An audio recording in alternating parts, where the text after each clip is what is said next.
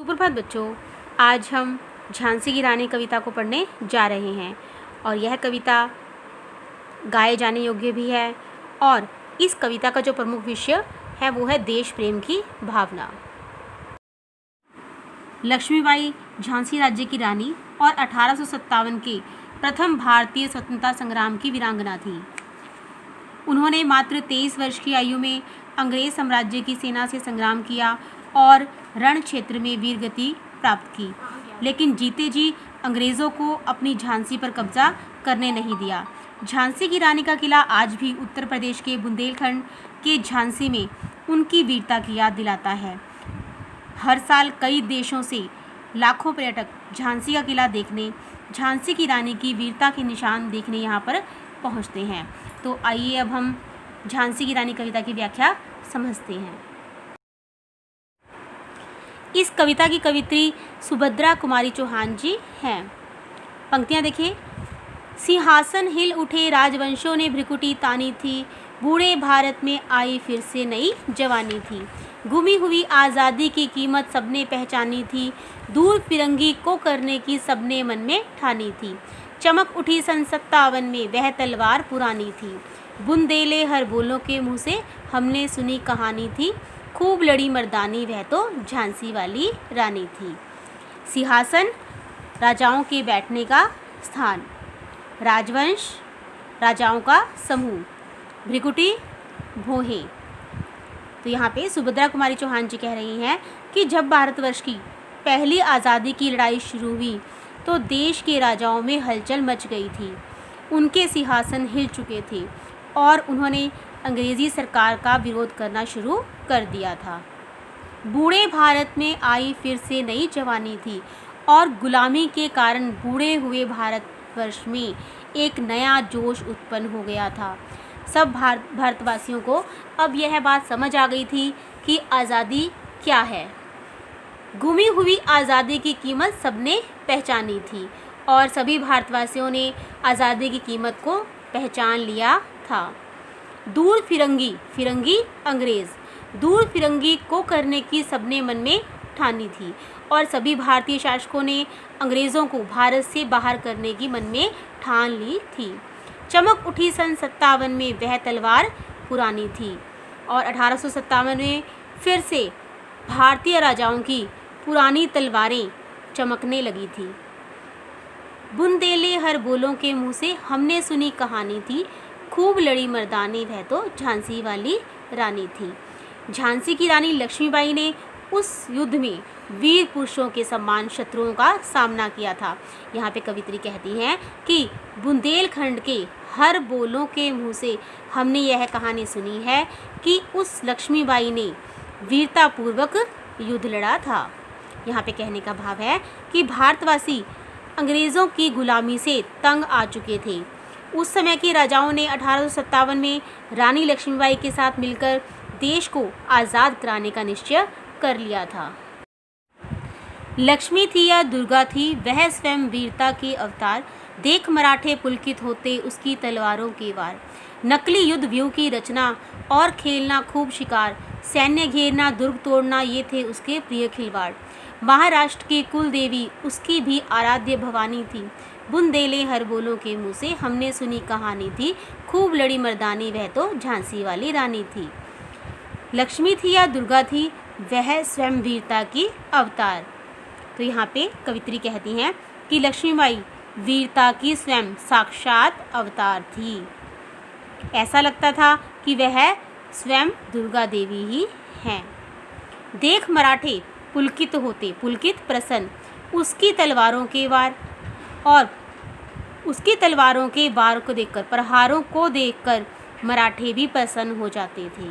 नकली युद्ध व्यूह की रचना करना, खेलना खूब शिकार, सैन्य घेरना सेनाओं को घेरना, दुर्ग तोड़ना किले तोड़ना, ये थे उसके प्रिय खिलवाड़ खेलना।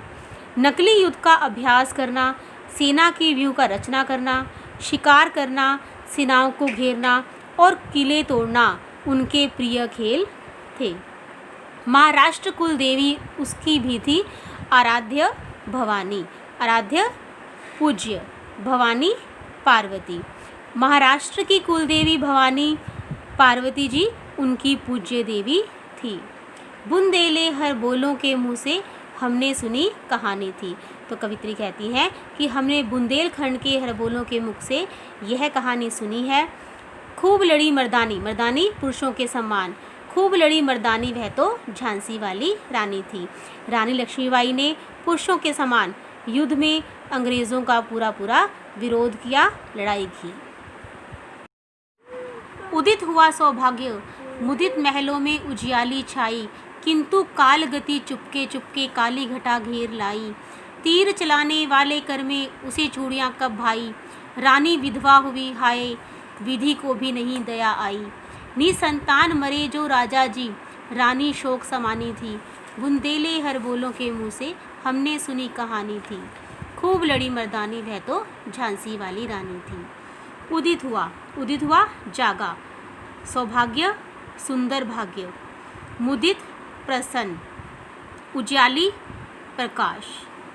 यहाँ पे कवित्री कहती हैं कि विवाह के बाद जब लक्ष्मीबाई झांसी में आई तो उसका सौभाग्य जाग गया था, महलों में खुशियों का उजाला छा गया था, किंतु काल गीत चुपके चुपके काली घटा घेर लाई थी।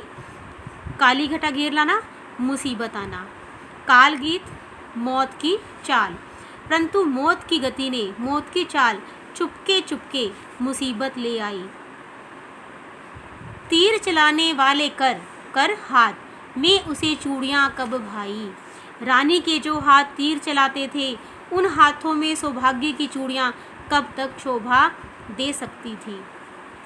रानी विधवा हुई हाय, विधि को भी नहीं दया आई। राजा गंगाधर राव की मृत्यु हो गई और रानी विधवा हो गई। विधाता को उस रानी लक्ष्मीबाई पर तनिक भी जरा भी दया नहीं आई। निसंतान मरे राजा जी, रानी शोक समानी थी। राजा गंगाधर राव बिना संतान के मर गए थे और रानी लक्ष्मीबाई शोक में डूब गई। बुंदेले हर बोलों के मुँह हमने सुनी कहानी थी।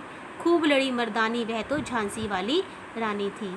बुंदेलखंड के हर बोलों के मुख से हमने यह कहानी सुनी है कि रानी लक्ष्मीबाई पुरुषों के समान युद्ध में वीरतापूर्वक लड़ी थी। बुझा दीप झांसी का तब डलहौजी मन में हर्षाया, राज्य हड़प करने का उसने यह अच्छा अवसर पाया। फौरन फौजे भेज दुर्ग पर अपना झंडा फहराया, लावारिस का वारिस बनकर ब्रिटिश राज्य झांसी आया। अश्रुपूर्ण रानी ने देखा झांसी हुई वीरानी थी। बुंदेले हर बोलों के मुँह हमने सुनी कहानी थी। खूब लड़ी मर्दानी वह तो झांसी वाली रानी थी। बुझा दीप झांसी का तब डलहौजी मन हर्षाया, जब झांसी का दीपक बुझ गया, अर्थात यहाँ पे कहने का भाव है कि राजा गंगाधर राव की जब मृत्यु हो गई तब लॉर्ड डलहौजी के मन में बड़ी खुशी हुई, बड़ी प्रसन्नता हुई। राज्य हड़प करने का उसने यह अच्छा अवसर पाया और उसे झांसी का राज्य हड़पने का अच्छा मौका मिल गया था। फौरन फौजे भेज दुर्ग पर अपना झंडा फहराया। फौरन तत्काल, उसी समय उसने उसी समय अपनी सेनाएं भेजकर झांसी पर अंग्रेज़ों का झंडा फहरा दिया। लावारिस का वारिस बनकर ब्रिटिश राज्य झांसी आया। झांसी का कोई उत्तराधिकारी न होने के कारण ब्रिटिश सरकार ने उसे अपने राज्य में मिला लिया। अश्रुपूर्ण रानी ने देखा झांसी की हुई वीरानी पराई हो जाना। तब रानी ने आँखों में आंसू भरकर देखा कि उसकी झांसी अब पराई हो गई है। बुंदेले हर बोलों के मुँह से हमने सुनी कहानी थी। खूब लड़ी मर्दानी वह तो झांसी वाली रानी थी। अंत में कवित्री कहती हैं, लक्ष्मीबाई की बहादुरी की कहानी बुंदेलखंड के हर बोलों के मुँह से सुनी थी कि झांसी की रानी मर्दों के समान, पुरुषों के समान वीरता से युद्ध लड़ी थी। विनय नहीं सुनती है विकट शासकों की माया, व्यापारी बन दया चाहता था जब वह भारत आया। डलहौजी ने पैर पसारे अब तो पलट गई काया, राजाओं नवाबों को भी उसने पैरों ठुकराया। रानी दासी बनी यह दासी अब महारानी थी, बुंदेले हर बोलों के मुँह से हमने सुनी कहानी थी, खूब लड़ी मर्दानी वह तो झांसी वाली रानी थी। अनुनय विरना प्रार्थना करना, विकट कठिन, माया छल कपट। तो यहाँ पे कवित्री कह रही हैं, रानी लक्ष्मीबाई ने जब झांसी पर अधिकार न करने के लिए लॉर्ड डलहौजी को अनेक प्रकार से प्रार्थना की, परंतु अंग्रेज़ों ने अपने छल कपट से उन्हें हरा दिया और अंग्रेज़ों के आगे उनकी एक भी ना चली।